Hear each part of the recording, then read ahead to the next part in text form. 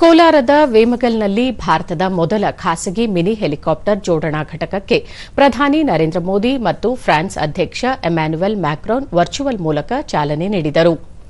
ಕೇಂದ್ರ ಸರ್ಕಾರದ ಆತ್ಮನಿರ್ಭರ ಭಾರತ ಯೋಜನೆಯಡಿ H-125 ಹೆಲಿಕಾಪ್ಟರ್ನ ಅಂತಿಮ ಜೋಡಣಾ ಘಟಕ ಸ್ಥಾಪಿಸಲಾಗುತ್ತಿದ್ದು, ಫ್ರಾನ್ಸ್, ಅಮೆರಿಕ ಮತ್ತು ಬ್ರೆಜಿಲ್ನ ಬಳಿಕ ಭಾರತದಲ್ಲಿ ಸ್ಥಾಪಿಸಲಾಗುತ್ತಿರುವ H-125 ಹೆಲಿಕಾಪ್ಟರ್ ಉತ್ಪಾದನಾ ಘಟಕ ಇದಾಗಿದೆ. 2027ರಲ್ಲಿ ಮೊದಲ ಹೆಲಿಕಾಪ್ಟರ್ ಇಲ್ಲಿ ಸಿದ್ದಗೊಳ್ಳುವ ನಿರೀಕ್ಷೆಯಿದೆ. ಕಾರ್ಯಕ್ರಮದಲ್ಲಿ ರಕ್ಷಣಾ ಸಚಿವ ರಾಜನಾಥ್ ಸಿಂಗ್, ಕೇಂದ್ರ ನಾಗರಿಕ ವಿಮಾನಯಾನ ಸಚಿವ ಕೆ. ರಾಮಮೋಹನ್ ನಾಯ್ಡು, ಫ್ರಾನ್ಸ್ ರಕ್ಷಣಾ ಸಚಿವರಾದ ಕ್ಯಾಥರಿನ್ ವಾಟ್ರಿನ್, ರಾಜ್ಯದ ಬೃಹತ್ ಕೈಗಾರಿಕಾ ಸಚಿವ ಎಂಬಿ ಪಾಟೀಲ್, ಸಂಸದ ಮಲ್ಲೇಶ್ ಬಾಬು ಸೇರಿದಂತೆ ರಕ್ಷಣಾ ಇಲಾಖೆಯ ಅಧಿಕಾರಿಗಳು ಉಪಸ್ಥಿತರಿದ್ದರು. ಬಳಿಕ ರಾಜನಾಥ್ ಸಿಂಗ್, ಇದು ದೇಶದ ರಕ್ಷಣಾ ಕ್ಷೇತ್ರಕ್ಕೆ ಐತಿಹಾಸಿಕ ದಿನವಾಗಿದೆ. ಆತ್ಮನಿರ್ಭರ ಭಾರತ ಮತ್ತು ಮೇಕ್ ಇನ್ ಇಂಡಿಯಾ ನಮ್ಮ ಆರ್ಥಿಕ ನೀತಿಯ ಮೂಲಾಧಾರಗಳಾಗಿವೆ. ಇದರಡಿ ಈ ಘಟಕ ಸ್ಥಾಪನೆಯಾಗಿದೆ ಎಂದರು.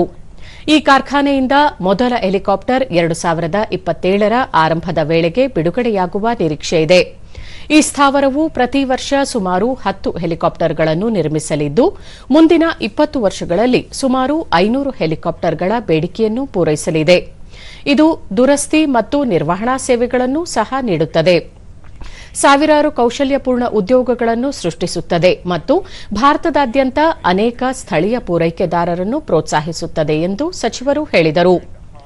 ಖಾಸಗಿ ವಲಯವು ರಕ್ಷಣಾ ಉತ್ಪಾದನೆಯಲ್ಲಿ ತೊಡಗಿಸಿಕೊಳ್ಳಲು ಕೇಂದ್ರ ಸರ್ಕಾರ ಹಲವು ಸುಧಾರಣೆಗಳನ್ನು ತಂದಿದೆ. ಈ ಮೊದಲು ರಕ್ಷಣಾ ಉತ್ಪಾದನೆಯು ಕೇವಲ ಸಾರ್ವಜನಿಕ ವಲಯಕ್ಕೆ ಸೀಮಿತವಾಗಿತ್ತು. ಆದರೆ ಈಗ ಒಟ್ಟು ಉತ್ಪಾದನೆಯಲ್ಲಿ ಸುಮಾರು ಕಾಲು ಭಾಗದಷ್ಟು ಖಾಸಗಿ ವಲಯದಿಂದ ಬರುತ್ತಿದೆ. ನಮ್ಮ ರಕ್ಷಣಾ ರಫ್ತು ಸಹ ಗಣನೀಯವಾಗಿ ಹೆಚ್ಚಾಗಿದ್ದು, ಭಾರತವು ಇಂದು ವಿಶ್ವದ ಅಗ್ರ ರಫ್ತುದಾರರ ಪಟ್ಟಿಯಲ್ಲಿದೆ ಎಂದು ಸಚಿವ ರಾಜನಾಥ್ ಸಿಂಗ್ ತಿಳಿಸಿದರು. Aircraft C-295. That project is a symbol of how Tatas in particular and India in general can collaborate with the international OEMs to contribute to Make in India vision. As I conclude, let me once again compliment Tata Advanced Systems Limited and Airbus Helicopters as we enter a new phase in our long-standing partnership with France. Our collaboration with France is limitless. ರಾಜ್ಯದ ಬೃಹತ್ ಮತ್ತು ಮಧ್ಯಮ ಕೈಗಾರಿಕಾ ಸಚಿವ MB Patil, Airbus ಅನ್ನು ಟಾಟಾ ಸಂಸ್ಥೆಯಲ್ಲಿ ಸ್ಥಳೀಯವಾಗಿ ನಿರ್ಮಿಸಿದ ಕೀರ್ತಿ ಭಾರತಕ್ಕೆ ಸಲ್ಲುತ್ತದೆ. ಇದರಲ್ಲಿ ಡ್ರೋನ್ ಸೇರಿದಂತೆ ಅತ್ಯಾಧುನಿಕ ತಂತ್ರಜ್ಞಾನ ಅಳವಡಿಸಲಾಗಿದೆ. ಇದು ವಿಶ್ವಮಟ್ಟದಲ್ಲಿ ಜಾಗತಿಕ ಹೂಡಿಕೆದಾರರಿಗೆ ಉತ್ತಮ ಅವಕಾಶ ಕಲ್ಪಿಸಿದಂತಾಗುತ್ತದೆ. ರಕ್ಷಣಾ ವಲಯಕ್ಕೆ ಮತ್ತಷ್ಟು ಶಕ್ತಿ ತುಂಬಿದಂತಾಗಿದೆ. ಅಲ್ಲದೆ ಉದ್ಯೋಗ ಸೃಷ್ಟಿಸುವ ಜೊತೆಗೆ ಸಣ್ಣ ಕೈಗಾರಿಕೆಗಳಿಗೆ ಸಹಕಾರಿಯಾಗಲಿದೆ. ಕರ್ನಾಟಕ ಸರ್ಕಾರವೂ ಸಹ ಈ ಕಾರ್ಯದಲ್ಲಿ ಕೇಂದ್ರದೊಂದಿಗೆ ಕೆಲಸ ಮಾಡಿಕೊಂಡು ಹೋಗಲಿದೆ.